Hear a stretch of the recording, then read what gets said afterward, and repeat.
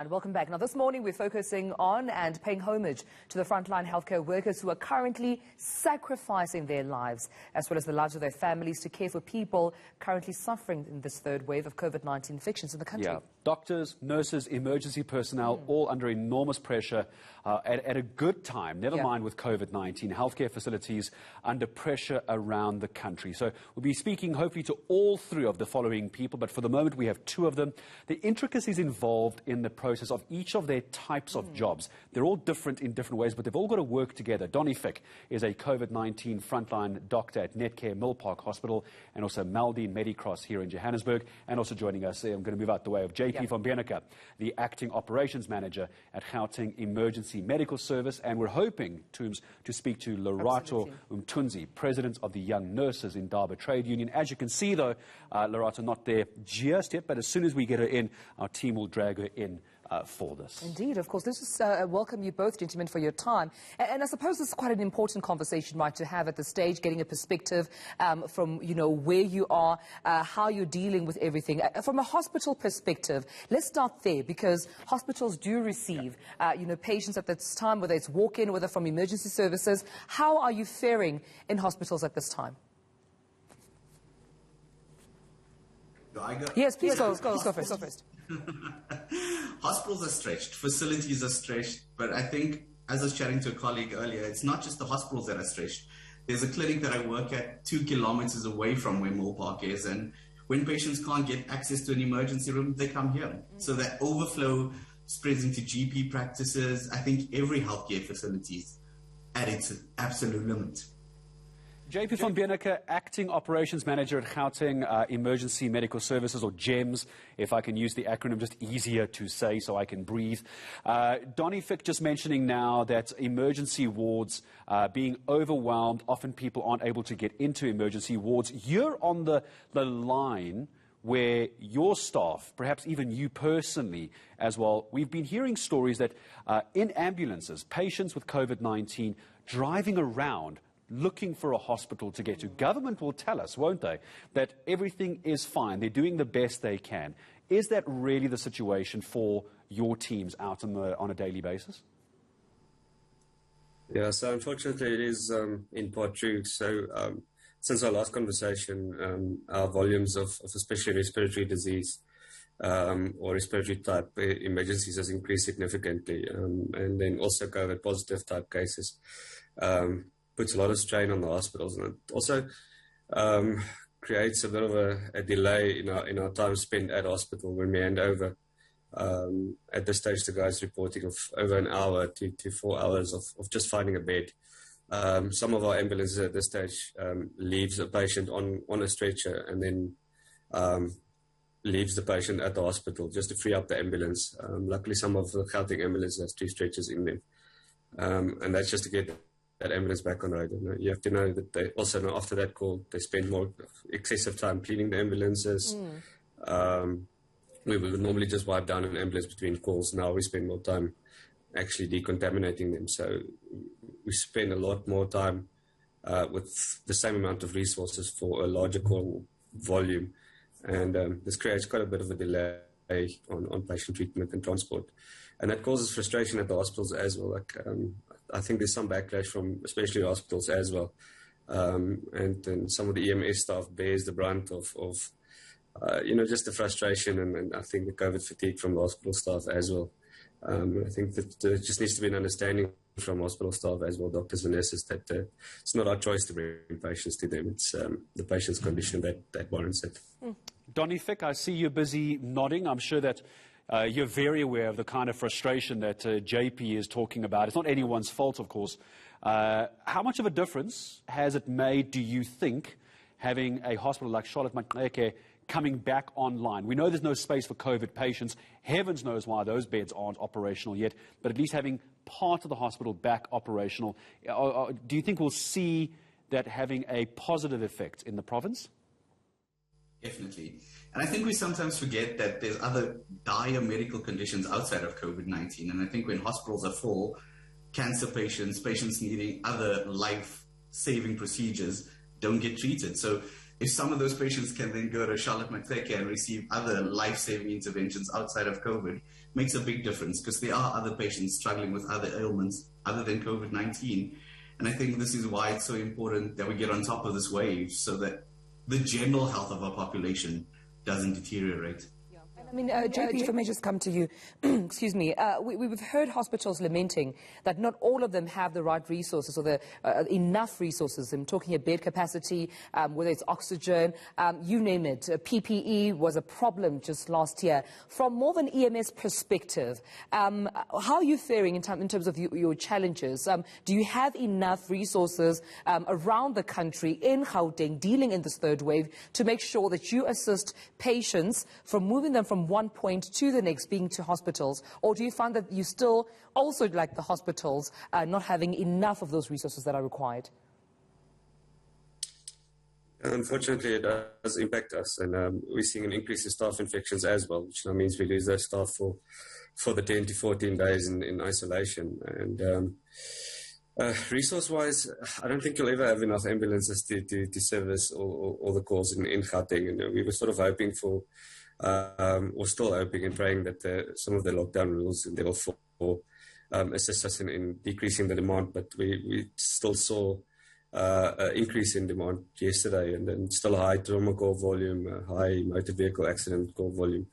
We're seeing an increase in overdoses, which I would like to plead to the public is not to take any medication that's not prescribed by a medical doctor for your ailment. Yeah. Especially with all the conspiracy theories around COVID and the medications that they think works or doesn't work for them.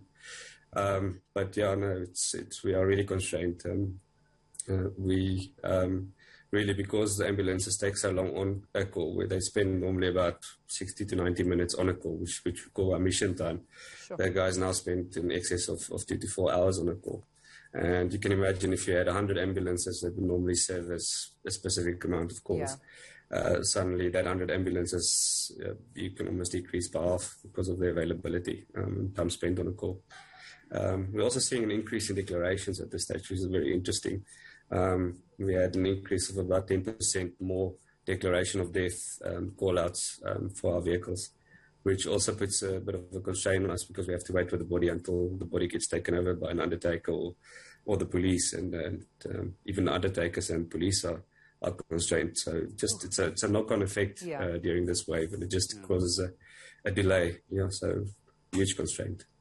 JP van Berneke and also Donnie Thick, and I want you to just hold on for us. We're going to be able to bring in just via telephone for us this morning, and we want to speak, of course, about the nurses' situation. So right now we have those who are doctors, those who are handling EMS, nurses as well, a big issue. I have with us on the line Lerato Mtunzi, President of the Young Nurses in Indaba Trade Union. Lerato, good morning to you. So we've been hearing from GEMS or EMS, also been hearing from a frontline doctor on this, but it seems to have been the nurses who have had to deal with the majority, it seems, of everyone coming in, nurses organizations complaining about not enough PPE, hours that are too long. Just as you join the conversation, how bad is it for nurses at the moment? Good morning. The situation really at the shop floor, in our clinics, in our hospitals, is quite dire.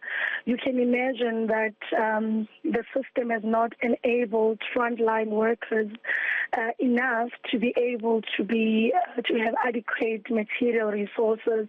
And the material resources I'm referring to is not just only the protective equipment, is the oxygen that needs to be in enough adequate supply. You know, all oxygen, masks, and anything and everything, because we are dealing with a respiratory condition. We don't have enough of all of that.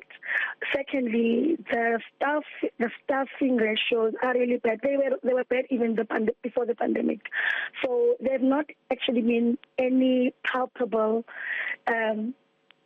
addition of staff on the ground, and to be very honest, we still have a lot of unhired healthcare workers, majority being the nurses who are, at home, which we could have really used their help. So human resources, material resources is a problem. But also, remember, we are 1 year, 3 months. So we are 15 months into this pandemic in our country, and we have not seen one ward, one structure erected. We have not seen one hospital being erected. And we always make an example with the 2010 FIFA World Cup to say, at this time, when we were even in preparation, we had stadiums in almost all the major cities. Why are we not seeing the same with hospitals when we are dealing with, lives, with saving lives? So, yeah, the morale, maybe I think that's the biggest thing. The morale of the healthcare workers, nurses in particular, is really low.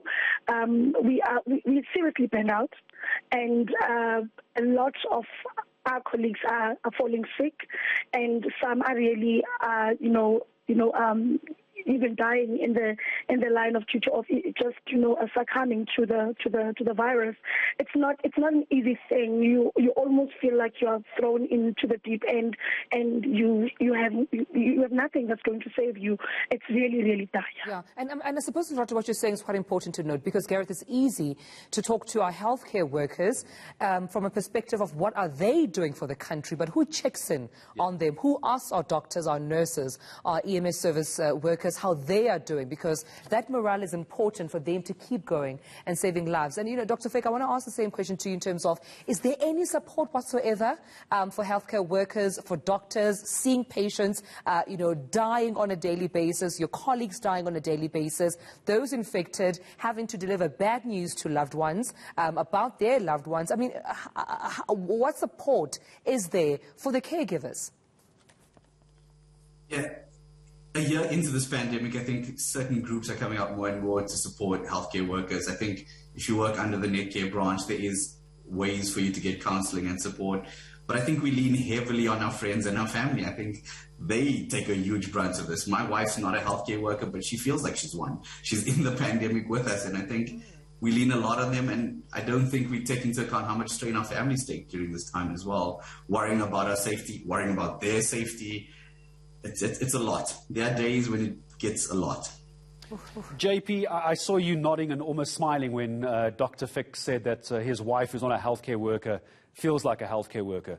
Talk to me about you. Talk to me about EMS. How burnt out are all of you? How long can you keep doing this? Are you getting to the end of your rope? Yeah, this is definitely not sustainable.